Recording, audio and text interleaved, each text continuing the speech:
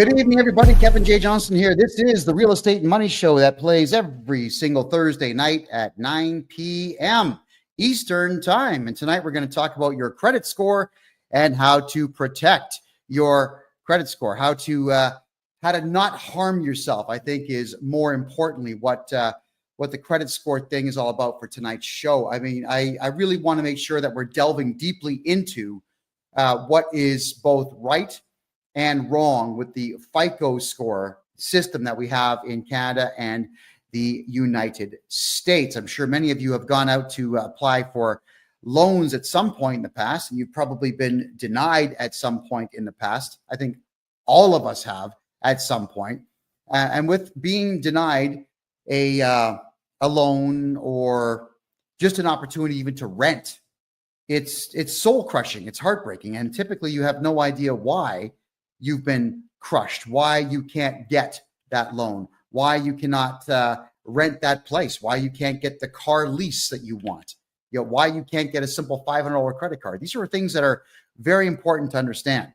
Now, I don't have all of the answers because unfortunately, FICO score algorithms are quite hidden from the public. They don't really tell us what they're basing all the positive stuff on, but I do have some of what to do. However, even though I don't have all the positive stuff that you can do, I've got the vast majority of the negative stuff that you can avoid to keep your credit score in good standing. So first things first is you want to talk about how you can find out what your credit score is. There are two major corporations in North America that people will go to check your credit score when you're applying for anything, any kind of credit whatsoever, or any kind of lease or rent. All right, that would be Equifax, EQUIFAX, Equifax.com in Canada. It's .ca. And the other one is TransUnion. Now, as far as I am concerned, these are criminal entities. What they do is they give you a credit score, but you never ask them to. Isn't that strange? They have your entire credit history that you never asked them to create. They have a credit score for you that you never asked them once to keep on. They're keeping records on your spending habits that you've never given permission for them to do. But somehow, if you've got a social security number in the States or a social insurance number in Canada, somehow they will know that you have these very things. So how do we combat this nonsense? And it is nonsense. All right. For TransUnion and for Equifax, all of you have to find out what your FICO score is. It goes, I think as low as 300, it goes all the way to 950. If you have a FICO score of 750 or higher, you're going to be pretty good at getting bank loans out there. And there is a way to get that to happen. I'll cover as much as I can in the next 52 minutes because it's only an hour show, everybody. How do you get your score? Well, Equifax and TransUnion, because of whatever deals that they've signed with the government, have to give you one free credit score of your own each year. So you go to their website, equifax.com or .ca, transunion.com or .ca, and you give them your necessary identification. Don't use a driver's license. If you've got a passport, always use your passport for any form of identification in Canada. Anytime at all that you want to know or do anything for that matter, it's passport only. It's nobody's business where you live. I know that a lot of you out there don't think that you've got the right to have your driver's license go to a PO box, and many of you can't afford to have one, but maybe 10 or 20 friends should all get together and have a PO box, split the cost, and send your driver's license there, just so that there is nobody spying around your house looking for what you got.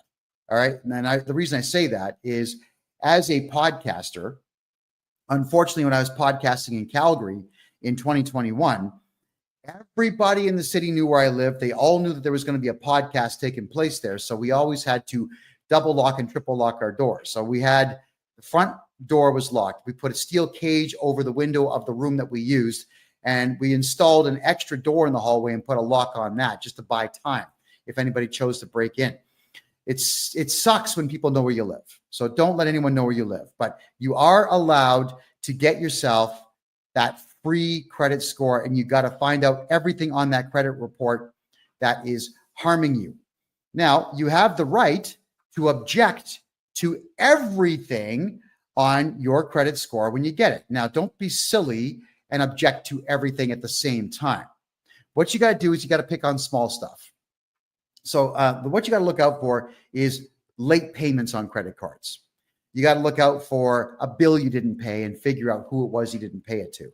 You got to look for what's called the R9. R9 is when you just completely abandon a debt. All right. How do these things get there? Well, people that you didn't pay will put it there. Sometimes people you don't like will put it there to damage your credit score, damage your reputation. So you want to begin writing simple letters, send them registered mail to Equifax saying that you have no idea what that is. It seems like it's either erroneous or it's fraudulent. Please remove it. And they are obligated at that point to prove that there was a debt. You don't have to prove there is no debt. They have to prove that there is one. If there's going to be an R9 or any particular type of complaint on Equifax or TransUnion, you've got to demand in your letter, what is it? Who's the contract with? Where did it come from? Why is it there? And they've got to prove all that. If they can't prove it, you have to demand you deal with this in 30 days or you must remove it, and they will remove it. R9s are a bit more difficult if it's a credit card company, because obviously the credit card company will be able to prove it, but we can still argue it.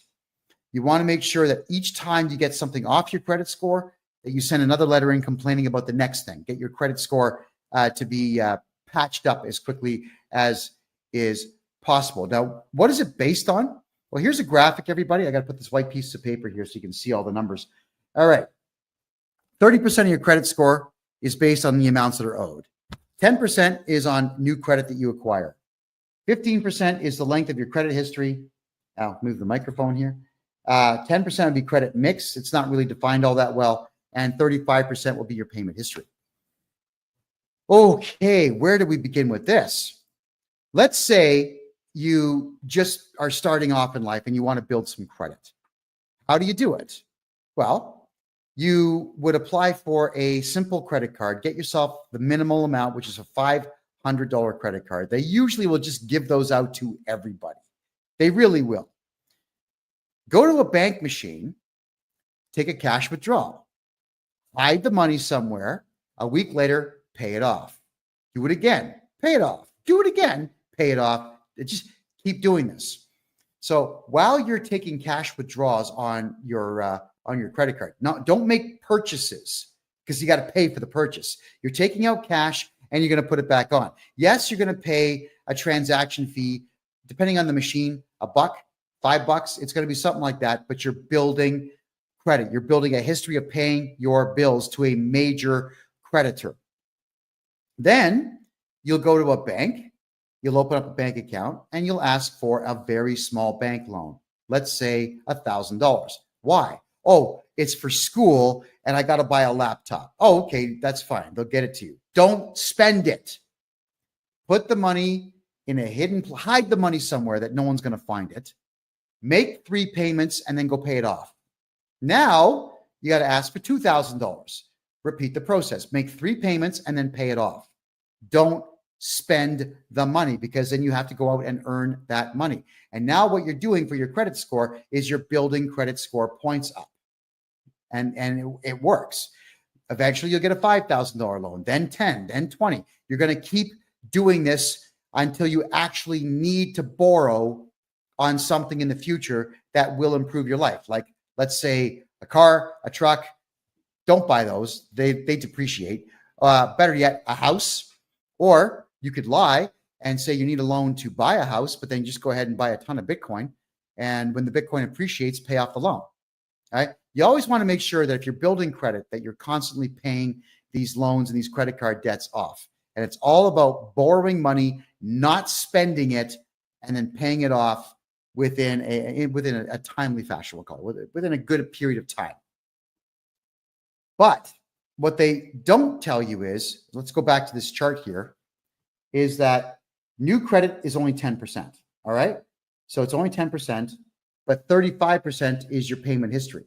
So if you get small amounts of credit here, like 10%, and then here, you get 35% based on your actual payment history, 45% of your credit score could be based on your decision to take money out on your credit card and pay it off, take out small bank loans, and pay them off. Amazing, isn't it? 45% of your FICO score is based on you gaming the system. Hey, I wish they told us that. They should teach us this in school, but they don't, because they want you in debt. I want everybody watching this show to make money, get bank loans, and be out of debt. That's what I want. So I'm telling you that you got to pay attention to the fact that 45% of your FICO score is going to be based on you borrowing money and paying it off. You do it forever, for your entire life, starting from the day you become an adult till the day you die. Keep building the FICO score. Now, why would you want to do this for your entire adult life? Well, you didn't hear this from me, but let's say by the time you're 60 years of age, you've had enough of society, you've had enough of human beings, you've had enough of working, you've had enough of everything. Let's say you've got a really good FICO score, like an 820. You could walk into a bank at that point and say, hey, I got an 820, you know, I've got no R9s, I'm really good with my credit. You could take a bank loan for, let's say, 300, 350, and then go to, I don't know, Vietnam, Thailand, and live like a king. Don't bother paying it back. So what you're doing here is you're building your credit up to the point where you can just borrow a huge amount of money and retire. There you go. I'm not saying you should do that, and I'm not saying you should aspire to rip people off, but I'm saying you've got the option to do it should you decide that's the way that you want to get yourself into retirement. Why would you want to do that? Well, because Canada Pension Plan is going to be empty by 2032, so it's not like you're going to get a pension, and it's not like Social Security is going to be doing any better. I think, personally speaking, that the Social Security in the United States is going to be empty by 2040. I don't see a way to keep it afloat. It's a big Ponzi scheme, and it's running out of money. And now that all the illegals are going to be collecting it, good luck, America. So you're paying all these taxes into this system, and you're not going to benefit from it. So why not have the adult plan to have that money ready to be able to be borrowed by the time you hit that age, so you can disappear with that money? I mean, look, when a bank gives you a loan, it's not like they're taking money from the system and giving it to you. They are creating it right there on the spot. It's called fractional reserve banking. So when you get a bank loan from the bank, they put a lien on your property, but they just create the money. It just gets created from nothing. So let them create $350,000 for you when you're retiring, and then go somewhere else and spend it. Enjoy life. Live it up. You've earned it. Right? So if you've been paying into the tax system, which I don't recommend you do, I recommend you hire me to be your tax guy and not pay tax. But if you've been paying tax or paying into the system all these years, benefit from it. Benefit from it. Start planning for your retirement now by keeping your FICO score as high as you possibly can. So getting back to the FICO score, this one here, let's address the 15% of the length of your credit history. All right. Your FICO score, if you keep your FICO score in good standing through your entire adult life, if you start doing it when you're 18, by the time you get to 60, 15% of your FICO score is going to be based on the fact that you had good credit for 42 years. So keep your credit good in that time as best as you possibly can. But this is the one here that I want to warn everybody about. 30% of your FICO score is based on the amounts of money that you owe. Now, this is where I can really help you out. You got to remember that the way that the credit companies do this is that they've got hundreds of things that go against you and just a few dozen things that help you. Equifax seemingly is in the business of destroying you. Equifax seemingly is in the business of keeping you down, of not allowing you access to the capital that you need to become wealthy. That's what it seems like they're doing, which again, in my opinion, makes them criminals. But it's not like I can walk in there and just shut the company down, but I can tell you how to combat them. Knowing that 35% of your FICO score is going to be based on bad debt that you carry, here is the way to protect yourself. Let's start with basic rudimentary stuff. If you get a cell phone plan, doesn't matter with who. In the States, you got all of them. AT&T, you got Verizon, you've got Virgin, you got them all. In Canada, there's not as many. You've got Fido, Bell, Rogers. I think Cogeco just got bought by Rogers. There aren't many. It doesn't matter if you pay your cell phone bill on time for your entire adult life. That does not increase your credit score, which means that your cell phone bill should never be in your name, because I'll tell you why, is because there's a good chance at some point you're just going to forget about your bill. You're just going to forget. You didn't pay it. They report you to the credit agency, and now you've lost some FICO points. That sucks. How do you come back? Oh, let's have with this one. Let's just say they don't tell you about your roaming fee. And this has been happening with a lot of Canadian accounts. You go to Italy or you go to Germany and your phone gets turned on for just a brief second by accident. And all of a sudden, boom, $1,500 worth of roaming fees, just like that. Crazy. And if you don't pay it or you argue it, they just tag your credit score. So you can never put your cell phone in your real name, ever. You can't really do that with Bell and Rogers and the big boys because they want to see identification. But you can do it through a corporation. That is correct. You take your corporate documents in. You say, "Hi, my name is, here are the corporate documents. We want to get a corporate cell phone plan." Then they'll say, "Well, we want to secure it against you personally." I'm saying, you tell them, no, it's for the corporation. If you guys shut down this phone, we can't do business. I'm not going to secure it personally. And if you argue enough and just decide, okay, you know what, leave, then go to another cell phone dealer. They're all over the place. How many times have you seen foreigners that own cell phone shops? They'll find a plan. Somebody will do the deal. Just keep doing it until you find someone to do the deal. Make sure your cell phone plan is never in your name, ever. Okay? You get that? Doesn't matter if you're paying on time. It doesn't help your FICO score. But if you miss one bill, it hurts your FICO score. So your cell phone has got to be in that name or a company name, which you could also do. Let's say you're renting a place and you've got to pay utilities. If you've opened a corporation specifically to keep your name off of bills, then what you would do is get the internet bill and the gas bill and the electric bill and the water bill all put into, yes, you guessed it, a corporation. All of it. Even if the corporation's not making money, who cares? If you skip on a bill, it doesn't matter. They're going to bill the corporation. Just as long as your name is not listed as the director of the corporation, everything's going to be fine. Now, I do corporate courses on this.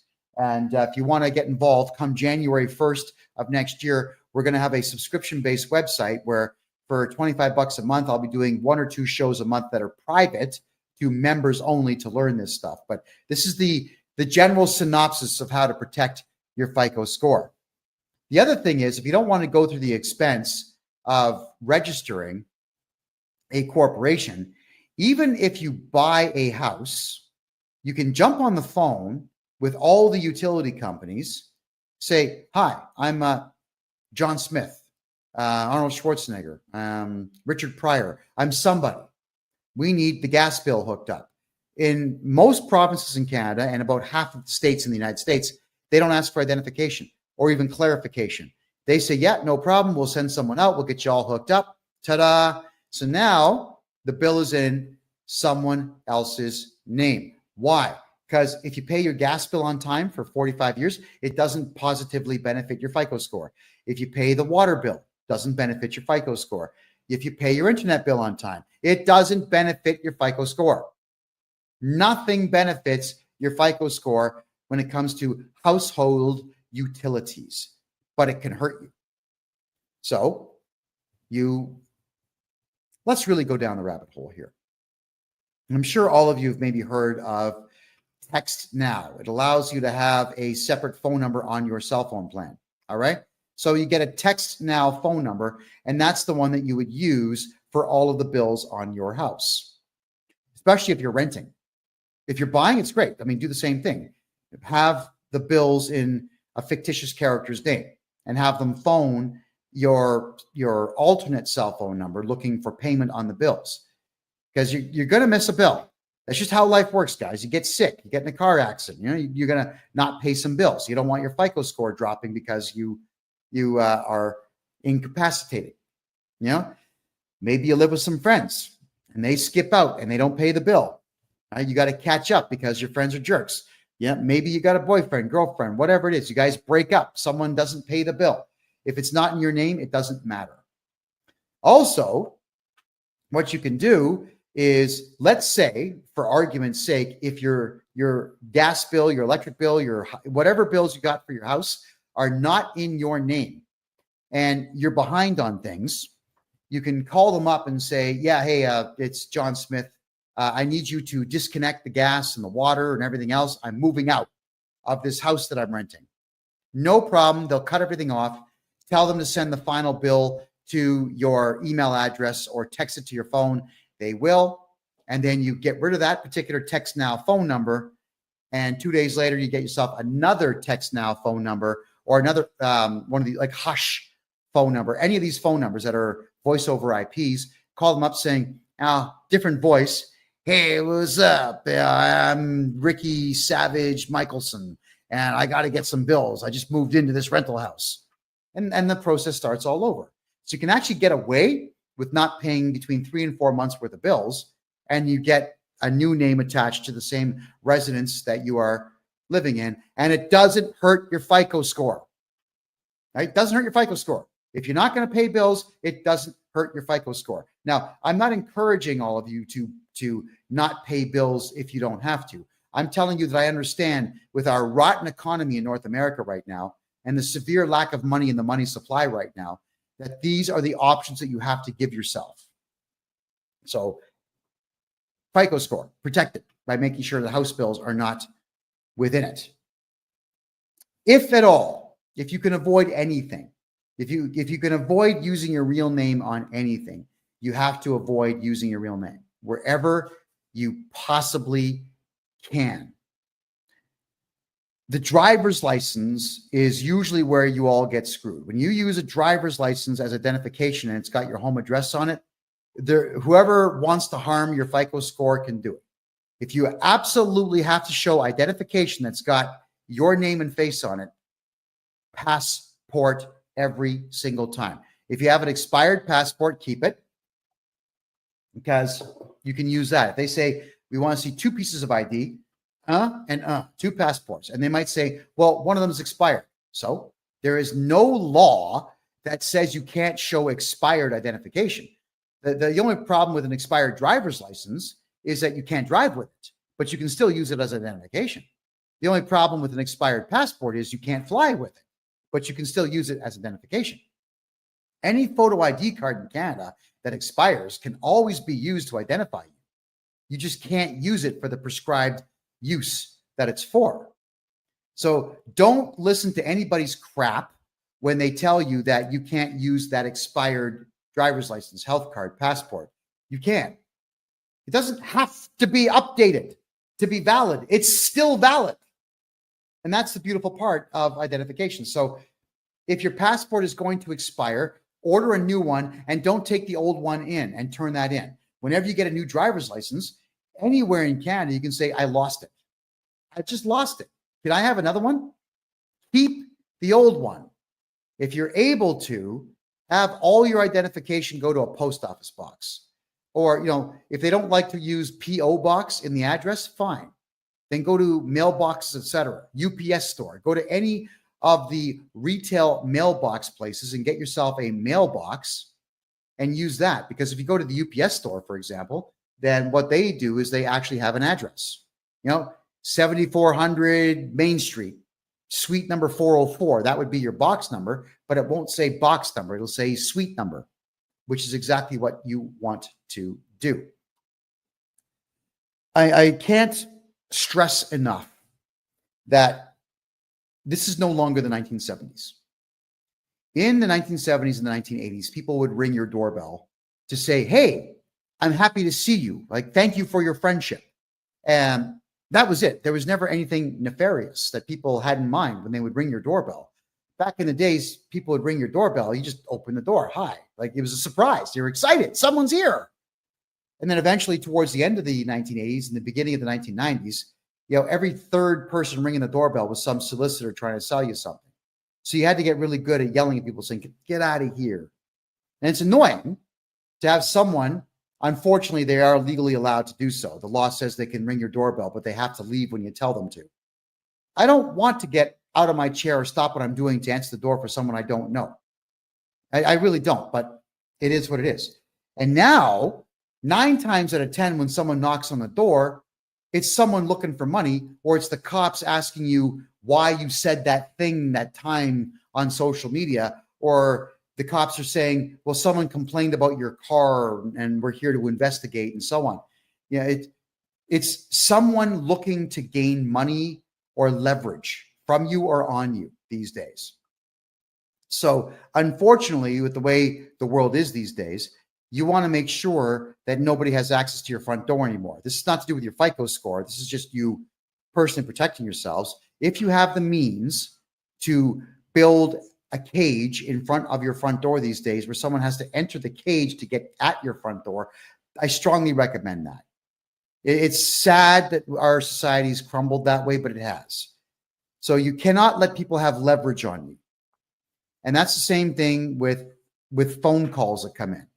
I can't stand the fact that if you have a landline in Canada, you get absolutely bombarded by people from outside the country trying to sell you something and asking questions. And unfortunately, Canadians and Americans, they're high trust societies, so people answer questions. Like, don't answer questions to people that phone you. They're fishing for information to steal your identity. Start hanging up the phone. It's regrettable, but we have to unfortunately go to cell phone plans and not have landlines, specifically to not get phone calls from solicitors. And when you do buy something online, or you give information online and someone else starts tagging your credit card to buy stuff, it can harm your FICO score. Got to be very careful who you give your information to. So please do not give your home address to anyone. Do not use your driver's license as identification for anything. If you're in a rental house, use fake names to get utility bills done. Passport only for ID for anything. And if you can avoid using your real name, avoid using your real name. And even for things like signing your kids up for sports. Yeah, you've got to give your kid's birth certificate up. But when they say that we want to see a hydro bill to prove that you are living where you say you are, no.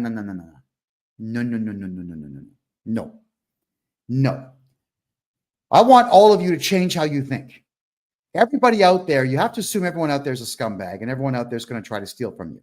And like, I went through this nonsense in the province of Ontario with the Ontario Lacrosse Association, run by 2 very animalistic savages who were harming children. And I exposed them in the book I wrote, Lacrosse is Dead, which is free on my website, by the way. And in there, what they would say is that if you were going to sign your child up to play lacrosse in my hometown, Mississauga, that you had to prove you lived in Mississauga. Why? What does it matter? What if you lived on the border in the next town over called Oakville? But to play in Oakville, you had to go 24 kilometers that way instead of 1 kilometer that way. Why would you want to waste time and fuel? Why do you have to prove this? So all of you, when you know in advance that you may have to show a bill to prove that your kid goes there, get an affidavit done instead. Write up an affidavit. Hi, my name is, I'm of this age, and this is to certify that I live in the province of Ontario and the city of Mississauga in the community of Arundel, Meadowvale, Cooksville, Heartland, whatever. I live in the city of Toronto in Scarborough. You don't have to give your address, because if you're swearing this in and having an affidavit stamped in Canada and the United States, it's just like you testified in court. They've got no choice but to accept it. And if they don't, you can do what? File a lawsuit. That is correct. The problem with the Ontario Lacrosse Association, and again, it's all in my book, is that they were taking the birth certificates and they were taking your home address and they were selling the information. They were selling your information to others. Okay. So I'm turning my Wi-Fi on, everybody. I think I'm getting some complaints that my mouth is not synced with my audio. So tell me if it gets any better there on TikTok, please. Yeah, they were selling the information. So at any given point, your FICO score can be affected by the fact that your information is being sold to others, because you never know what is going to get done with the information. You just absolutely never know. So please use affidavits when you want to tell someone, I live in a city, and don't put your home address on it. We all have to protect ourselves. So getting back to the FICO score pie chart here. All right, let's go through it again. 35%, you can see right there, 35% of it is based on your payment history. So keep that going. 15% right here is based on your length of credit history. So the older you get, the higher the score will go if you keep your credit score in good standing. 10% is based on new credit. And 30% in the red here is based on debts that you owe. And then the 10% credit mix, this would be, were you successful in getting a bank loan? If yes, how many times?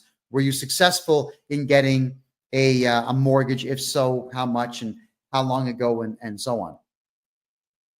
Do not apply for loans on what's called a hard credit check unless you've already done your own soft credit check. Here's the difference between the two. A soft credit check is not you applying for something. It's you checking out your own credit score. Every time your credit gets searched by somebody, it hurts your credit score, which is why you need to get your free credit score checked from Equifax and from TransUnion. You have no choice. You just have to do these things, everyone. Why do you have to do them? It's because you need to know who is trying to rip you off and who's trying to hurt you. When you get your credit score from them, you need to also look and see how many hard credit checks that there were. Because with the use of an affidavit and a letter to Equifax, you can actually write a letter to Equifax and TransUnion and tell them, hey, someone did a hard credit check and I did not authorize that.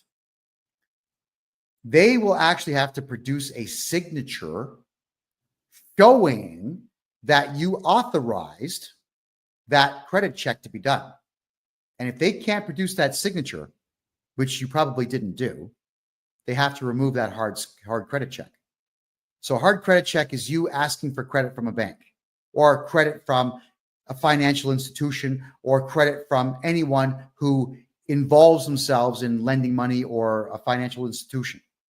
You don't want hard credit checks there, right? The soft credit check is something that banks will do once a year on you just to see what your credit score is so they can adjust your bank rates up and down. It's criminal that they do it, but they do it. And the soft ones, they don't show up. So we got ourselves a troll. I just have to get rid of the troll, folks. Give me a second here. There you go. And blocked. There you go. Okay. So thank you for that. So you want to make sure that you are not letting them do the hard credit checks. The soft credit checks, they will do. The soft credit checks do not show up on your account. Be very careful how many hard credit checks that you yourself go for. If you go to get a bank loan, they'll do a hard credit check. If you don't get the bank loan, that shows up on your credit score, which is why you always have to start off with small bank loans. They might even ask you, do you have any collateral? Yeah, I've got this watch. I've got this gold bar, like whatever you have. You may have to actually let the bank hold on to things for you. Keeping in mind, if the bank loses it, they've got to compensate you 100% plus whatever other fees you demand from them. So yeah, secure the bank loan with gold or silver or jewelry if you need to. But start building your credit using the methods that I have talked about. Hard credit checks, you got to get rid of them all. You have to be in constant watch of your credit score and eliminate as much as you possibly can using everything at your disposal. And I've given you a gold here tonight, everybody. So I'd like everyone watching the show tonight to go to Equifax and TransUnion and request your free credit score. And they will send it to you. And look at everything on there and start to comprehend how easy it is for someone to harm your credit score. So if there's any questions that anybody has, I'll go right ahead and I'll take those questions now. Throw them in the chat room here. This is to do with your FICO score, everybody. It's to do with credit scores. You want to make sure that your credit scores stay intact. Oh my God, we got trolls here tonight. I thought we got rid of all these guys. Oh man. There we go. Confirm. Sorry, guys. Occasionally we get trolls coming in here that like to badmouth me. There's a propensity for, we'll say, non-conservatives to not appreciate the fact that I'm teaching people that the conservative way of doing business and living life tends to be the more successful of the two. So for the profanity that sometimes show up in the chats, I do humbly apologize to all of you. FICO scores themselves, I've been asked many times if it's possible to remove yourself completely from the FICO score. You know, we did have a friend of mine. I helped him write a lawsuit against Equifax because what they were doing was they were interfering with his capacity to live life the way that he wanted to. He served them, but he didn't pursue it. I actually was very curious to know what the judge would have said about a FICO score company keeping your FICO score without your permission to have even opened up your FICO score account in the first place. Okay, so Nada says, renewing a mortgage, and I'm not comfortable showing my bank accounts as proof of pension income. Nada, if you wanted to, you can get a hold of me on my website, kevinjjohnston.com, and you could, I can give you the contact information of a mortgage broker who can get you into a private lending situation where you don't have to show that to anybody. Because the private lenders, they're not going to check your credit rating. They're not even going to check your income. They're just going to ask if you can secure the loan somehow, which of course would be the house that you're borrowing against. And there you go.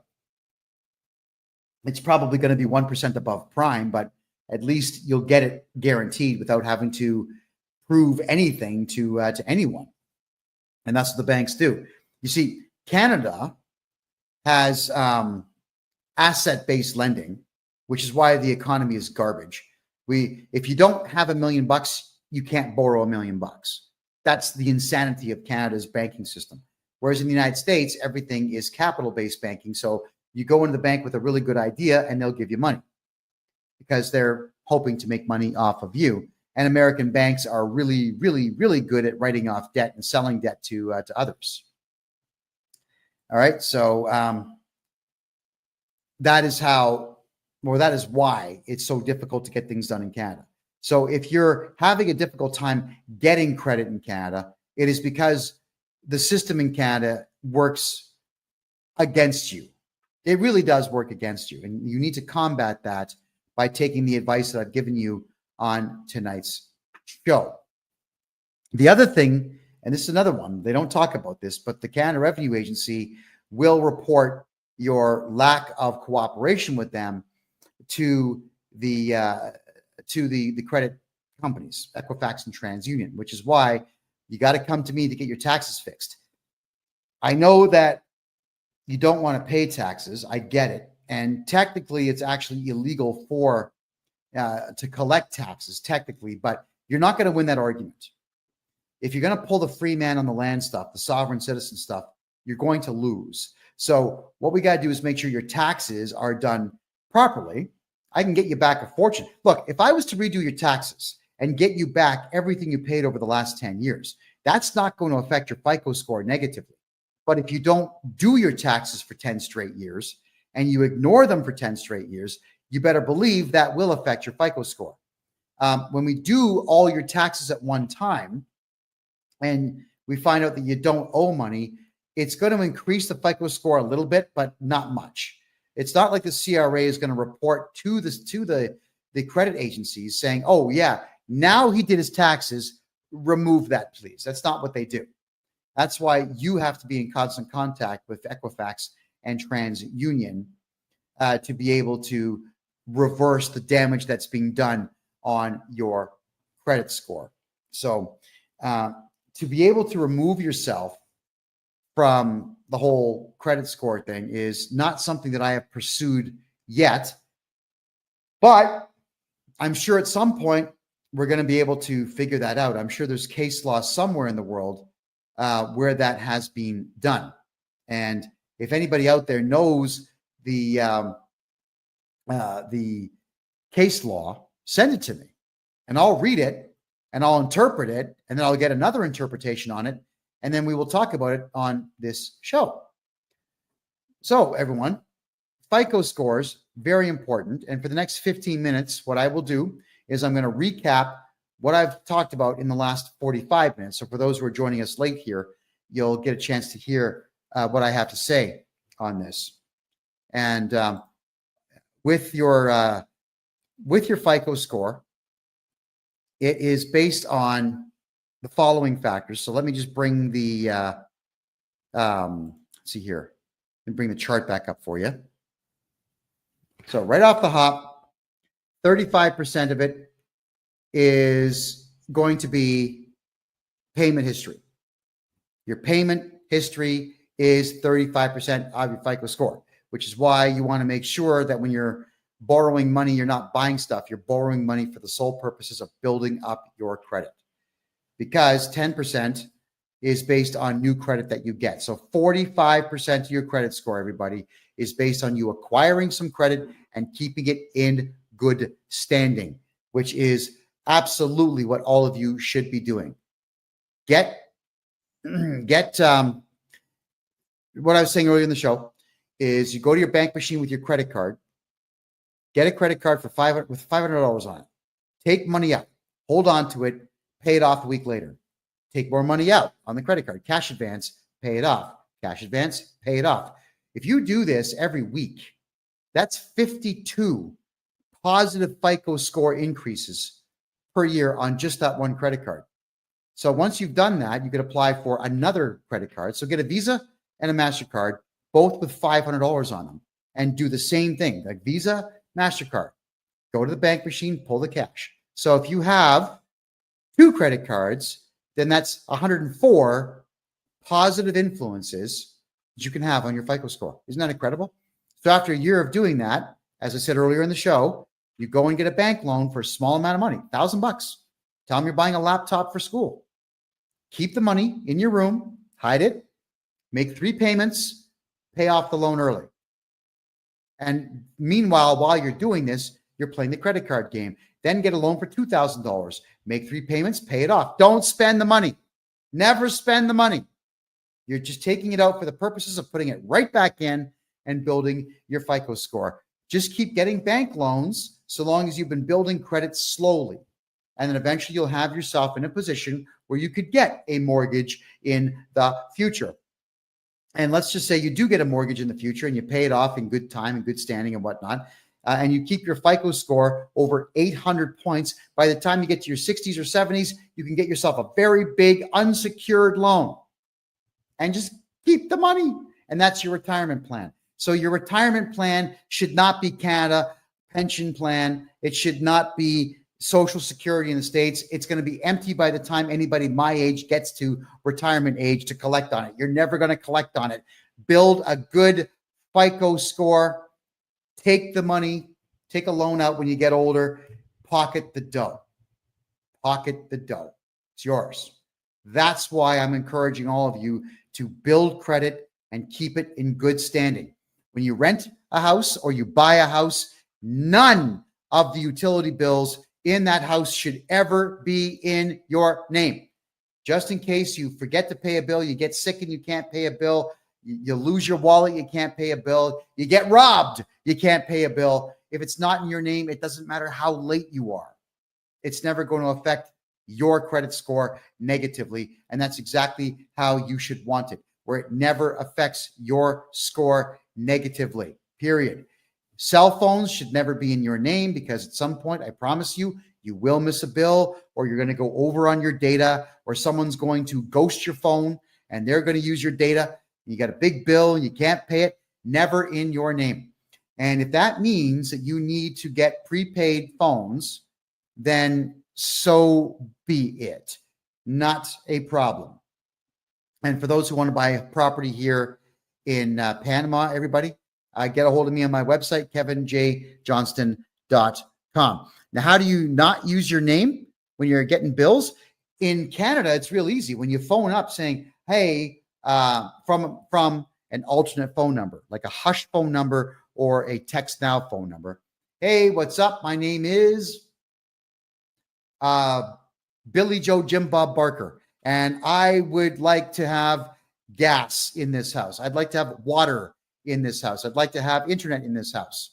So my name is Billy Joe Jim Bob Barker, and the address is 123 Jason Street. Come and install it, and they will, because the utility companies, they're all greedy. They'll just come and install it. Never in your name. Never in your name. Because, and I don't like to encourage this, but I'm just saying, in case you have to book it fast, you got to move out fast, just get out, and you don't have to pay those bills. Hotmail's free, Gmail's free. Whenever they ask for an email address, give them an email address. It's like not fake. It's valid, but that's the one that you're going to use for those particular sets of bills. And that way your FICO score never gets hurt because you have missed bills or you skipped out on bills. It's a rough world out there. It's a very rough world out there. And quite frankly, with the nasty and useless service I've gotten in the past from Enbridge, Gas in Canada, from EnerSource, from all these companies, from Bell Canada for phones and whatnot, I don't care about them. These are multi-billion-dollar corporations that are multi-billion dollars corporations, not because they're good at what they do, but because they were established more than 100 years ago. So they've had 100 years to amass wealth. That's what it is. And do I care that the founders of the company may not like the fact that I'm not paying the bill? They've been dead for maybe 50 years. Who gives a crap? I don't care about massive conglomerate companies. My job is I help the little guy. I've been doing that for a very long time. And I help people retain their tax dollars, get their tax dollars back, not pay taxes and not pay bills that are going to interfere with their FICO score and their credit score in the future. And Shooker, if you haven't done your taxes in 10 years, it's okay. Get a hold of me. I'll get them all done for you at one time, and you're not going to pay a penny to the CRA. That's a promise. Get a hold of me, and we'll get them done. My name, KevinJJohnston.com. Let's wipe out your tax bill. And in fact, I prefer it when someone hasn't done their taxes for 10 years because I can get that tax return done in about 3 days. You're going to owe no money. It's going into the CRA, and that'll be the end of it. All right. So that's how it all works. Awesome. Okay. Next here, I'm just having a quick look at the questions now. All right. Moon Goddess is asking, shouldn't credit scores be irrelevant since financial institutions go into our QV accounts that are all caps? That's free man stuff, Moon Goddess, and that stuff may work if you are an absolute expert in it, but for the most part, it doesn't work, and I wouldn't count on that. What I would do is play their game in their arena, keep your FICO score as high as you possibly can, and you're going to be just fine. All right, stay away from the free man on the land, people. Okay, guys, they're going to hurt you, not help you. That's the big problem with the free man on the land stuff is you've got individuals who think they've got some magical solution, and they don't, using magic words, like sprinkling fairy dust on your paperwork and it goes away. It's not how it works. Do it my way. My way is I know the law. I've studied tax law for 40 years and criminal law for 20 years and civil law for 20 years. I know what I'm doing. We use the law and the rules of the land against them. Do it that way. How do you become a millionaire farmer? Not in Canada. But if you are a farmer and you contact me, the Canada Revenue Agency expects farms to lose money for at least a decade. So I can make sure your farm loses money and you don't pay tax. At least I can do that for you. So maybe on the years where you make 400 or 500 grand on a harvest, you can keep it all instead of paying tax. You know, that's the part I don't get is farmers feed entire cities. It's true. They do. So why would you want to put farmers in a position where they can't feed cities? I can't stand the idea of farmers being taxed. I actually think out of the one profession in the entire country that should be completely tax exempt, it would be farmers who sell to Canadian distributors to make sure that Canadians eat. I honestly do believe that, which is why if you are a farmer or you work in a farm or you know farmers, tell them to stay away from the company called FBC. It stands for Farm Business Consulting. They are crooked as hell, and they have absolutely destroyed hundreds of farms all over the country by over-reporting earnings that farmers are making. They really are a disgusting bunch of people. They suck at what they do. What they are is that they're franchise holders in taxes. They're not actually accountants, and they suck at what they do. So yeah, that's my personal view on farms. And whenever farmers contact me to do their taxes, I absolutely make sure they pay zero taxes. I do about 4 times the amount of work on a farmer that I would do on a regular account, because I want to make sure that farmer stays in business. If anybody ever wonders if I'm lying to you or not, just understand the fact that when Stalin caged everybody into the Ukraine and took over all of the farms and then shut them down, what happened? Between 6 and 10 million Russians and Ukrainians starved to death. That's what happens when there's no farms. People die. So I want to make sure, and I'll be petitioning the government at some point in the future to completely keep farmers from having to pay tax. And so long as they're growing, then they should not be taxed. If they are selling anything, I don't care what it is, cucumbers, wheat, beef, they should not be paying tax on any of it. And what's really bizarre too is that there is farm fuel. So you can buy diesel fuel to run farm equipment at a much lesser price. It's probably like half. I don't know the exact amount, but it's about half of what you would pay at the pump. And then what they'll do is they put this purple dye inside of it so that if you fill your tank with it to drive around, like your pickup truck or your diesel-powered Mercedes or whatever else, sometimes you get pulled over by losers, and they are losers. These supposed traffic guys, like in the province of Ontario in Canada, they're called MTO, right? And they're the guys who couldn't pass the psychological exams to become cops. So instead, they sit in these cars that have sirens on the top and cherries, and they'll pull you over saying, well, I work with the MTO, and I'm going to take your license plate. And they actually will go inside your gas tank and pull it out and see if the gas is purple. And if it's purple, they'll write you this massive $1,000 fine for using farm fuel for your vehicle. So how do you beat that? 2 gas tanks. That's what you do. You have 1 gas tank, which is the main one, partition it, put some regular gasoline into it that you never burn, and have a secondary fuel tank in there and use farm fuel. There you go. There's some help for you right there. All right. So keep in mind, everyone, you got to protect that FICO score.